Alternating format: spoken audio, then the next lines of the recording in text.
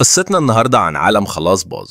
الحيوانات كلها تقريبا ماتت بسبب مرض غامض محدش قدر يعرف له علاج. الدنيا دخلت في مجاعات وحروب أهلية في كل حتة، وعدى 14 سنة على الكارثة دي. دلوقتي العالم عايش في فقر شديد، والبشر مش لاقيين بروتين خالص، والأرض الزراعية بقت أثمن حاجة في الدنيا، والناس بتتقاتل عليها ليل نهار علشان الأكل. فأول مشهد بنشوف شوية رجالة مسلحين بيتسللوا المزرعة بالليل. أول ما يلاقوها مليانة أكل يفرحوا جدا، لكن في واحد فيهم قلبه مش راكب على الدخول دي وحاسس إنه وراها مصيبة. وفعلا إحساسه يطلع صح. أول ما يخشوا المزرعة يتضح إنه فخ قاتل. أول واحد يدخل البيت يتفاجئ بحد بيظهر قدامه ويخلص عليه في ثواني. بعدها على طول يصفي باقي الرجالة اللي بره كأنهم كانوا صيد ضعيف. فجأة المزرعة تبقى ساحة معركة وفوضى. اللي ينجو منهم يهرب وسط حقول الذرة في ضلمة خانقة، والهواء البارد عامل توتر رهيب. فجأة بنت اسمها هالي تظهر وتطعن واحد منهم بالسيف، وفي نفس اللحظة تخلص على صاحبه بالسلاح التاني بسرعة مرعبة. ما يفضلش غير واحد بس، وهنا يظهر إيمانويل يجري وراه، ومهما يحصل هو مصمم يمسكه، وفعلا يوقعه ويخلص عليه بسهولة. لكن أول ما يشيل القناع من على وشه يكتشف إنه بنت.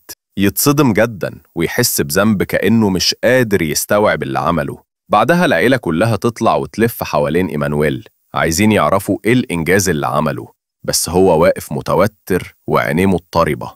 أخته كوكي تتفخر إنها قتلت واحدة، لكن أمهم تزعق لها وتقول لها إن الرصاص غالي وصعب يتعوض، ما ينفعش يترمي كده. وفجأة البنت اللي كانوا فاكرينها ماتت تقوم وتبان لسه عايشة. كلهم يتريقوا على إيمانويل ويعايروه إنه فاشل وما بيعرفش يخلص على حد للآخر، كأن الفشل بقى علامة عليه. الرقيب سيرجي يبدأ يوزع المهام على كل واحد، وبيلح على إيمانويل إنه يخلص على البنت قدامهم. هو يتردد جدا، بس أول ما هالي تنادي عليه بصوت عالي يضغط الزناد ويطلق النار.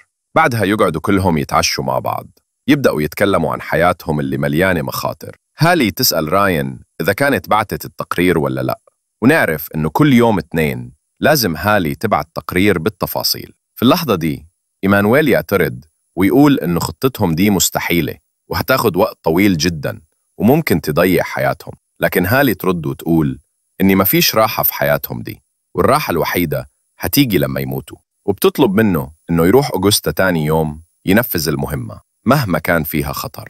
راين تسألها عن دورها، فتهديها هالي وتفرحها إنها ملتزمة بالأوامر دايما، وتقرر كمان إنه راين لازم تروح مع إيمانويل في نفس المهمة، وبتحذره إنه ما يتكلمش مع أي حد غريب علشان الناس برا بقوا وحوش ممكن يخلصوا عليه في ثواني. تاني يوم إيمانويل يصحى بدري، يبدأ يتمرن شوية رياضة علشان يجهز جسمه للمهمة الصعبة اللي قدامه. العيلة دي كان روتينها اليومي إنها تهتم بالمحاصيل بتاعتها مع بعض، ودايما يلفوا حوالين المنطقة يتأكدوا إنه مفيش خطر وإنهم في أمان. الروتين ده ما بيتغيرش، حتى لو تعبانين ما يكسلوش. هالي كانت بتدربهم على كل حاجة، من الرماية للزراعة لأي مهارة ممكن تخليهم يعرفوا يحافظوا على حياتهم في الظروف القاسية اللي عايشين فيها. غير كده كانت على طول فاتحة الراديو بتتواصل مع باقي المزارعين في المنطقة. في يوم كلمها كوستا من خلال الراديو وطلب مساعدتها، وقال لها إن الغارات بقت كتير جدا عليهم، وإن جيش الاتحاد مش بيساعد ولا بيدعمهم. جهز نفسه وطلع ينفذ المهمة الجديدة المطلوبة منه. وصل لمصنع مهجور وبدأ يساوم الناس اللي هناك، ادالهم شوية توابل مقابل شوية إمدادات. خلص بسرعة ومطولش، ورجع على طول البيت كأنه خايف حد يتبعه. في نفس الوقت هالي كانت قاعدة كالعادة تسمع أخبار المزارعين بالراديو، وفجأة كوستا صدمها بخبر مرعب. جيم وعيلته اتقتلوا، وجماعة من أكلي لحوم البشر خلصوا عليهم بوحشية. الخبر هزها جدا، ملامحها اتغيرت ومش قادرة تصدق اللي سمعته. الرقيب خرج يلف في الغابة، وهناك لمح عربية رباعية الدفع مدمرة ومرمية. حواليها كان في توابل كتير متناثرة. فرح بيهم وجمعهم بسرعة قبل ما حد يشوف. رجع البيت ومعاه كمان مسدس جديد ودهوله لراين. كوكي استغربت جدا وسألته جبت كل ده منين؟ لكنه مردش. أول ما دخل البيت هالي حكت له عن الكارثة اللي حصلت لجيم وعيلته. هو رد عليها ببرود وقال ده متوقع، البشر بقوا حيوانات وشوية وهياكلوا بعض من غير أي رحمة. الكلام ده زود خوف هالي على إيمانويل، بس الرقيب طمنها وقال لها إن إيمانويل شاب شجاع وقوي ويعرف يتصرف في أي موقف. إيمانويل نفسه حس إنه محتاج يصفي دماغه، فنزل على البحر. هناك بالصدفة لمح بنت واقفة من بعيد، جمالها شده جدا من أول نظرة. الفضول خلاه يمشي وراها بهدوء لحد ما اكتشف إنها عايشة في ملجأ مليان أطفال شكلهم خايف وجعان. في الليلة دي الأطفال عملوا احتفال كبير علشان يعلنوا إن دانس بقى كبير وخلاص يقدر يكون جندي معاهم ويشاركهم في كل حاجة. في الليلة دي ولعوا شوية أعشاب وبدأوا يعملوا طقوس غريبة حوالين النار. الجو كان مليان حماس والبنات بيرقصوا حوالين اللهب كأنهم بينسوا خوفهم باللحظة دي. هالي والرقيب كانوا قاعدين بعيد شوية يتفرجوا، وهناك هالي بدأت تفتكر حياتها قبل ما العالم ينهار، وقالت إنها كانت لسه شابة صغيرة بتحلم بحياة عادية ومستقبل طبيعي، لكن كل ده ضاع فجأة. في الوقت ده إيمانويل رجع البيت، والرقيب اتضايق جدا إنه اتأخر وبدأ يتخانق معاه. إيمانويل حاول يبرر بأي كلام، لكن الرقيب ما اقتنعش وقال له إنه ما ينفعش يعمل كده تاني، وكمان لمه إنه ما حضرش الحفلة اللي معمولة لأخته وإن ده قلة تقدير. الخناقة كملت مع هالي اللي فضلت تحذره من العالم اللي حواليهم ومن الناس، وقالت له إن حياتهم كلها خطر ولازم يركزوا في كل خطوة عشان يفضلوا عايشين. وفي الآخر طلبت من البنات يدخلوا جوه وأمرته يطفي النار قبل ما ينام. الليل جه وإيمانويل شاف حلم غريب زي العادة، بس المرة دي كان دايما بيشوف هالي مامته واقفة بعيد وبصاله. تاني يوم صحي عمل روتينه المعتاد من غير أي تغيير، وبعدها راح البحيرة تاني علشان يعوم. وهو هناك قرر يرسم البنت اللي شافها امبارح اللي مش قادر يطلعها من دماغه من كتر ما عجبته. رجع البيت لكنه طول الليل ما قدرش ينام وكل تفكيره كان فيها. هالي دخلت عليه وقالت له إن الرقيب ودانس هيروحوا معاه بكرة في جولته. طبعا هو اتضايق واعترض، لكن هالي أصرت وفكرته بالاتفاق اللي بينهم، وإن أجداده كانوا بيحموا الأرض دي، وإن من واجبه إنه يعمل زيهم حتى لو هيضطر يضغط على نفسه ويخاطر. وفي الآخر حذرته للمرة الأخيرة إنه لازم يغير من سلوكه وطريقته معاهم. سابته ومشيت وهو قاعد يفكر في كلامها.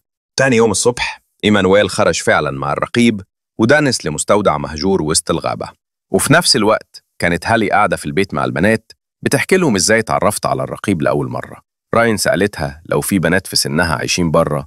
هالي اتلخبطت وسكتت مش عارفة ترد، وبعدين اضطرت تكذب وقالت لها مفيش حد عايش زينا، ولو حد شافنا هيستغرب إزاي عاملين عيلة في الظروف دي، وأكدت إن ده سر لازم يفضل متخبي. نرجع لإيمانويل والرقيب ودانس، وهم ماشيين شافوا دم على الأرض. دانس فضلت تتبع الأثر خطوة بخطوة، وفجأة ظهر قدام الرقيب وإيمانويل 4 رجالة مسلحين، وقالوا إنهم من جنود الاتحاد وجايين يساعدوا المزارعين. بس الرقيب ما صدقهمش لحظة وفتح النار عليهم هو وإيمانويل وخلصوا عليهم بسرعة. بعد كده بدأ يفتش الجثث من غير أي تردد. في الوقت نفسه دانس كانت لسه ماشية ورا الدم لحد ما وصلت لست غريبة قاعدة على الأرض. من غير ما تفكر ولا تتردد ضربت عليها نار. الصوت وصل للرقيب وإيمانويل، جريوا بسرعة ناحية دانس وهم قلقانين عليها. أول ما شافوا إصابتها خدوها وجروا على المزرعة. الدنيا كلها اتقلبت والكل بيحاول ينقذها باللي موجود. عملوا لها عملية بسيطة بالإمكانيات اللي عندهم، ومن حظها إنها فضلت عايشة. إيمانويل كان مكسور من جوه وشايف نفسه السبب. فضل يلوم نفسه ويقول إنه لو ما كانش ضيع وقته بيفتش الجثث كان أنقذ أخته من اللي حصل. عشان يتجنب الكارثة الكبيرة دي راين فضلت تتكلم مع إيمانويل وتهديه وتقنعه إنه أخ كويس، وإنه طول عمره بيحاول يحمي أخته ويحافظ عليها، ومش لازم يفضل يلوم نفسه على أي حاجة بتحصل في المزرعة. وبعد ما الجو هدي شوية هالي حاولت تتواصل مع كوستا بالراديو علشان تحكي لها اللي حصل، بس الشبكة كانت ضعيفة جدا والمكالمة ما كملتش. إيمانويل خرج يشرب سيجارة وفجأة سمع صوت غريب ناحية السور، فمسك سلاحه وبدأ يفتش المكان بحذر. هناك اتصدم لما شاف نفس البنت اللي قابلها قبل كده عند البحيرة. كانت واقفة قدامه جسمها مليان جروح وكدمات وبتتوسل له يساعدها وهي على وشك تنهار. هو من كتر الخوف هددها بالسلاح وما بقاش عارف يتصرف ازاي، لحد ما فجأة مشيت واختفت في الضلمة. تاني يوم هالي والرقيب جمعوا كل العيال وكلموهم وحذروهم إن في مجموعة كبيرة من أكل لحوم البشر ولازم الفترة الجاية ياخدوا بالهم أكتر من أي وقت فات، وأكدوا لهم إن الناس دول ممكن يمثلوا إنهم طبيعيين لحد ما يصطادوا ضحاياهم زي ما حصل مع آلي جام. بعد كده الرقيب وزع المهام الجديدة على الكل وطلب من كل واحد يلتزم بالخطة حرفياً. قبل ما إيمانويل يمشي هالي وقفته وقالت له إنه لازم يكون أقوى من كده وما يفضلش يجلد نفسه باللوم، وإن شغله الحقيقي إنه يحمي عيلته من الموت. بعد الكلام ده إيمانويل راح على الحظيرة بالسلاح وطلع البنت اللي رابطها هناك وعرف إن اسمها دعاء. حاول يهديها وطلب منها ما تعملش أي صوت علشان محدش يعرف إنها موجودة. في نفس الوقت هالي سمعت حركة بره وقلقت على كوكي، فبدأت تدور عليها بسرعة واتصلت بإيمانويل وقالت له يجي فوراً علشان كوكي اختفت ولازم يلاقوها قبل ما يحصل لها حاجة. إيمانويل اضطر يربط دعاء تاني ويمشي. بالليل وقت العشاء راين قدمت التقرير كالعادة، لكن كوكي كان تصرفها غريب ومحدش فهم السبب. حاولوا يهزروا ويضحكوا شوية علشان يخففوا التوتر. بالليل هالي دخلت أوضة دان وقعدت تكلمها وهي نايمة، وقالت لها قد إيه هي بتحبها ومفتقداها وعايزاها ترجع زي زمان وتقف على رجليها. في نفس اللحظة إيمانويل كان عند دعاء، حاول يعرف منها هي مين وليه جت هنا، لكنها رفضت تجاوب بعصبية وسألته هو ليه حابسها أصلا. كالعادة حاول يهديها، ولما طلبت تستخدم الراديو اتردد جدا، لكنه حس بيها لما قالت إنها عايزة تطمن على أهلها وتشوف لو حد منهم لسه عايش.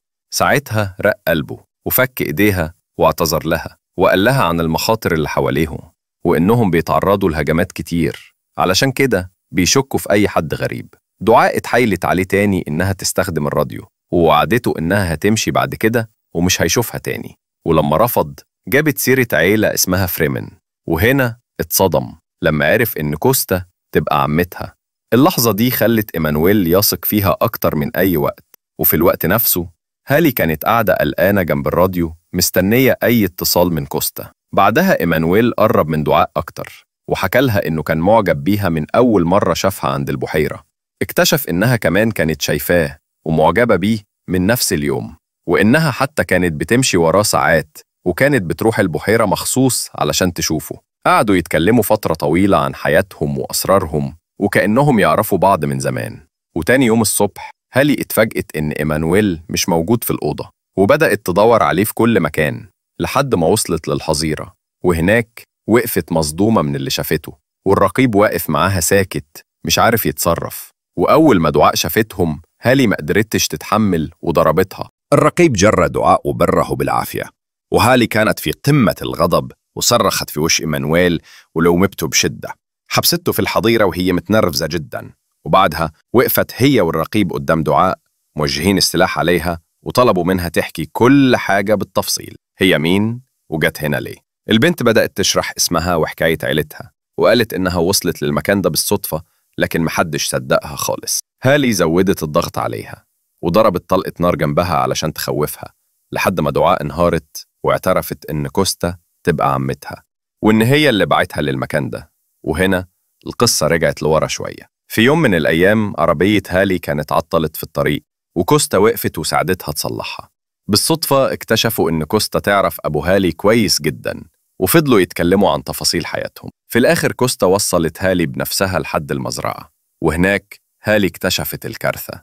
كل اللي عايشين في المزرعة ماتوا، وأبوها كان مرمي على الأرض وبيطلع في الروح. قبل ما يموت قالها إن إيمانويل فعلا ابنها وإنه كان مخبيه في المزرعة علشان يحميه. دخلت لقيته قاعد على الأرض وماسك السلاح. حاولت تهديه وخدته في حضنها ووعدته إنه مش لوحده وإنها هتحميه من أي خطر. نرجع للحاضر. إيمانويل حاول يتواصل مع كوستا بالراديو علشان تيجي تنقذ دعاء.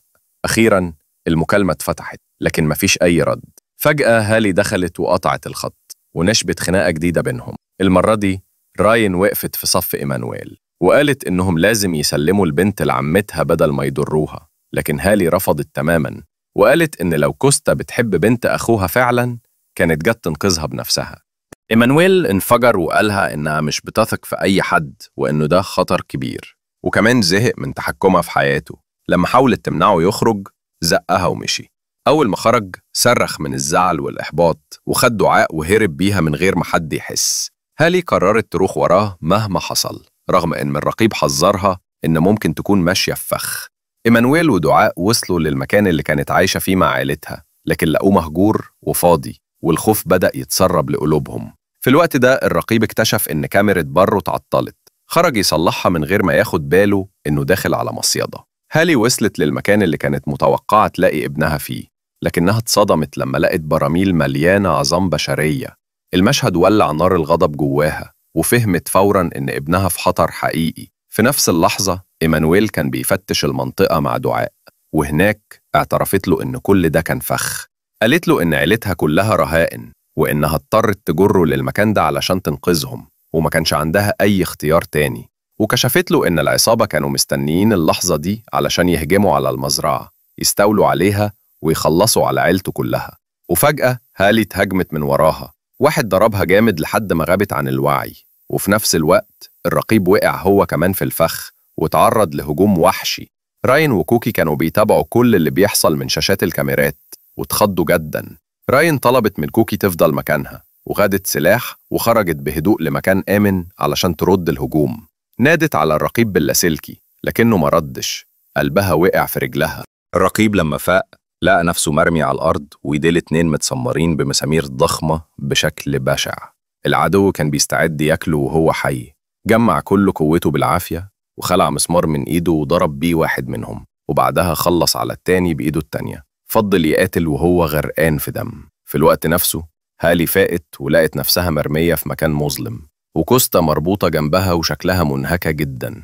راين نجحت تخلص على عدد من الأعداء، لكنها اكتشفت إنهم أكتر وأشرس مما كانت متخيلة، لحد ما الرقيب اتواصل معاها باللاسلكي بصوت متقطع. حاول يهديها وقال لها إنه هيسيطر على الوضع.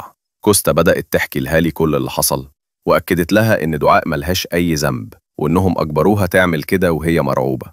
قالت كمان إنها لما وصلت المزرعة كانت خايفة إن هالي تقتلها في ساعتها. هالي أوضحت لها إن إيمانويل هو اللي أنقذ دعاء وخباها طول الفترة دي. قبل ما يكملوا كلامهم دخل عليهم شخص غريب شكله قائد المكان. بدأ يستفز هالي وقال لها إنها مختلفة عن باقي المزارعين اللي شافهم. ردت عليه بتحدي شديد وتفت في وشه وقالت له إنها ما بتخافش من حد. التصرف ده استفزه أكتر، فأمر رجالته يربطوا رجليها، ومن غير أي رحمة خلص على كل المسجونين اللي معاها حتى كوستا نفسها. وسط الفوضى هالي قدرت تهرب، وصلت الملجأ ومعاها إيمانويلز. هناك عرفته على الأطفال واعتذرت له عن كل اللي حصل، وطلبت منه يساعدها بأي طريقة. هو وعدها إنه هيلاقي عمتها، بس في اللحظة دي البلطجية هجموا على المزرعة. راين حاولت توقفهم لكن ما قدرتش، فجريت بسرعة واتخبت في الأبو وهي بتحاول تسيطر على أعصابها. أما هالي فقاومت الراجل اللي كان بيحاول يربط رجليها، وبحركة سريعة خطفت السلاح منه في الوقت المناسب، وكانت عارفة إن دي فرصتها الوحيدة تقلب الموازين. فجأة دخل الزعيم وحاول يقنعها ما تضربوش، ووعدها وعد كذاب إنه هيفك سراح عيلتها من غير ما يأذي حد. لكن هي ما صدقتش كلمة، وبكل برود وقوة خلصت عليه، مؤمنة إنها الوحيدة اللي لازم تخلص الموقف ده. في الناحية التانية راين وصلت للرقيب ولقته بيجمع أي سلاح يلاقيه، وأمرها تفضل مع كوكي وما تتحركش خطوة. خد الأسلحة وطلع لوحده فوق. في نفس الوقت إيمانويل وصل لهالي، وأخيراً تصالحوا بعد خلاف طويل، وركزوا بس على إزاي يحموا العيلة من الإبادة. الرقيب طلب من راين تشغل إنذار الحريق وتطفي كل الأنوار علشان يقدر يحاصر البلطجية في مكان واحد ويخلص عليهم. وفعلاً الخطة نجحت، وفي ثواني قتلهم كلهم. أول ما تأكد إنهم بقوا في أمان طلب منها تشغل النور تاني. هالي كانت بتستعد تاخد ابنها وتخرج، وفي الطريق قابلتهم دعاء. أول ما سألت عن عمتها اتصدمت من الحقيقة المرة إنه كلهم ماتوا. إيمانويل صمم ياخدها هي والأطفال معاه، وأمه في الآخر وافقت. في المزرعة الرقيب جمع دانس وكل اللي موجودين في الدور الأرضي، وفجأة راين شافت على الكاميرا 2 من البلطجية بيستعدوا يولعوا في المزرعة، فوقعتهم هي والرقيب في فخ قاتل. هالي وابنها دخلوا في اشتباك دموي برا مع باقي العصابة، ورغم صعوبة المعركة قدروا يدخلوا المزرعة ومعاهم الأطفال.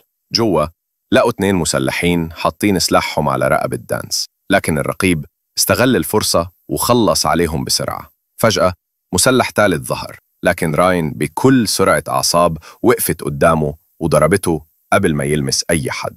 بعد الاشتباك راين طمنت على الرقيب اللي كان حالته سيئة جدا، وأكدت له إنهم ال3 بخير. إيمانويل دخل الأطفال جوا، ولما راين شافته فرحت إنه بخير، لكن غضبها انفجر فيه، وفضلت تلومه على إنه السبب في الكارثة دي كلها بسبب الناس الغريبة اللي جابها. إيمانويل ما استحملش كلامها وجري علشان يكمل الحرب ويساعد أمه اللي كانت لسه برا. المأساة كملت لما ذخيرة هالي خلصت. واحد من العصابة طعنها بسكينة وإصابتها كانت خطيرة جدا، لكن إيمانويل وصل في اللحظة المناسبة، أنقذها، حضنها واعتذر لها عن كل أخطائه. ومن حسن حظهم هالي والرقيب خرجوا من الحرب دي عايشين، وبعد أيام من الرعب والدم رجعوا يعيشوا مع بعض تاني في سلام. رجع روتينهم اليومي كأنهم بيحاولوا يدفنوا كل اللي حصل جوا ذاكرتهم. ولحد هنا بتنتهي أحداث فيلمنا النهاردة. استنوني بقى في ملخصات جديدة. سلام.